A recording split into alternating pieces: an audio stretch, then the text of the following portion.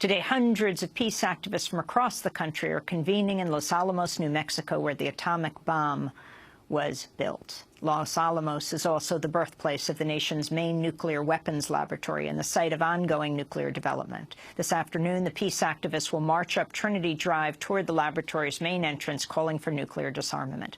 For more, we go to Santa Fe, New Mexico, where we're joined by two of the nation's leading civil rights and peace activists, Reverend John Deere, author of over 24 books on peace and nonviolence, including most recently The Nonviolent Life and Thomas Merton, Peacemaker. He's led peace vigils at Los Alamos for the last 12 years and helped organize this weekend's Campaign Nonviolence National Conference to mark the 70th anniversary of the Hiroshima and Nagasaki bombings. We're also joined by the conference's keynote speaker, the Reverend James Lawson, civil rights icon, Holman UMC pastor emeritus. Dr. Martin Luther King Jr. called Reverend Lawson, quote, the leading theorist and strategist of nonviolence in the world. We welcome you both to Democracy Now! Reverend Lawson, let's begin with you. Can you tell us your memories of August 6, 1945? Where were you? How old were you? I was 17 years old. I was a junior in high school, getting ready to start my final year in Washington High School in Massillon, Ohio. I will never forget, because shortly after the bomb was dropped on the 6th of August, the National Forensic League changed its debate topic for schools across the country from whatever it was already designated to a new topic. And that topic went something like this: does the atomic bomb make mass armies obsolete? Which meant for us at Washington High School an enormous amount of work, of study, of research, of reading. So that was our debate topic from September until June of that 45-46. So this is all planted pretty indelibly in my ears. Did you have any sense of the mass casualties? I remember the stories, hearing about the stories, especially at Los Alamos, of the footage that was classified, the video footage that the military took of the devastation of Hiroshima and Nagasaki, playing it for the scientists at Los Alamos.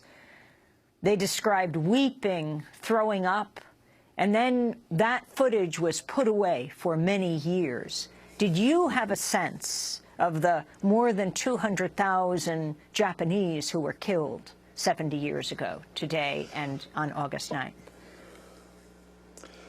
From the very beginning, there was on the one side the government's attempt not to get full information available. So from the very beginning, there was a conflict over how many people were actually killed, how many people were injured. From the very beginning, the issue of radiation of the GIs who moved in to occupy Hiroshima was controversial, and whether that radiation was dangerous. The pain and suffering of the entire city, and it having been literally vanquished from the earth, that issue was rarely talked about and was considered maybe classified, but our own government did not want to reveal the awesome character of the devastation. Reverend John Deere, you are leading a series of actions beginning today in Los Alamos. Can you talk about your response to what took place 70 years ago and what you think needs to happen today? Well, thank you, Amy. Yeah, we're just continuing to try to build up the movement to call for the total abolition of nuclear weapons. And Los Alamos is the birthplace of the bomb, and business is booming.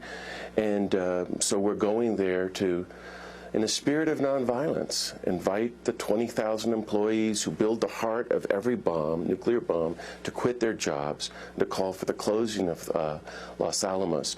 As you know, 2 years ago, the United States Congress approved spending $1 trillion over the next 3 decades to upgrade our nuclear arsenal. This is insanity, and very few people are talking about it.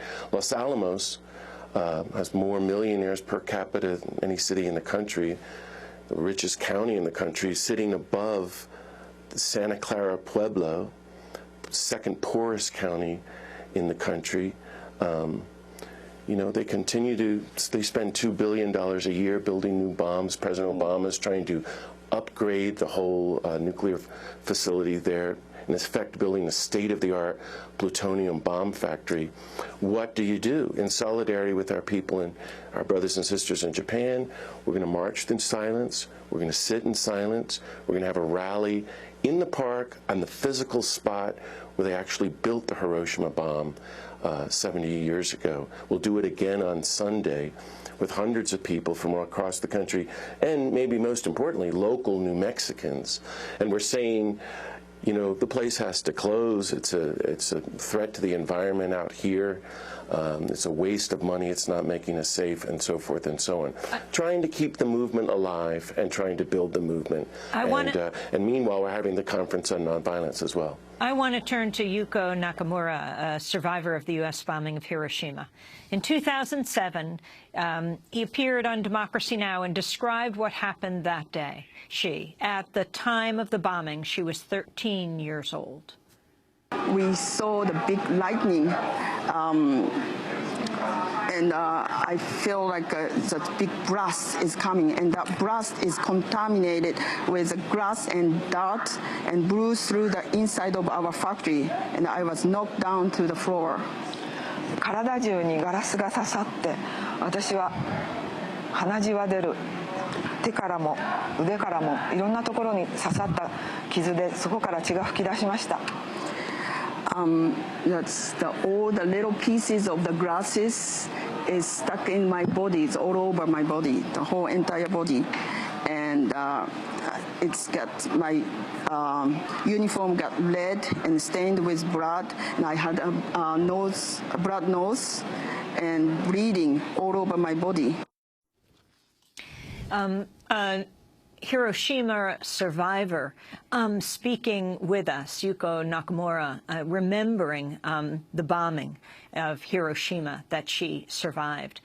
The name given to the survivors is Hibakusha, atomic bomb survivor. John Deere, for many years, Hibakusha would come to Los Alamos. I remember one year covering them as they spread seeds over the site where the bombs were built. Mm-hmm. Yes, 2 years ago we hosted a delegation of 25 Hibakusha and their children. Imagine, they had never left Hiroshima, and they got off the plane and came into New Mexico and we took them up to Los Alamos, and they wept and told us their stories. But they were also very moved to find out that ordinary Americans are calling for the abolition of nuclear weapons with them. And so there was hope there, I thought, as we befriended each other and continued to build connections, especially from Los Alamos and Santa Fe and New Mexico with Hiroshima and Nagasaki. And this is our hope.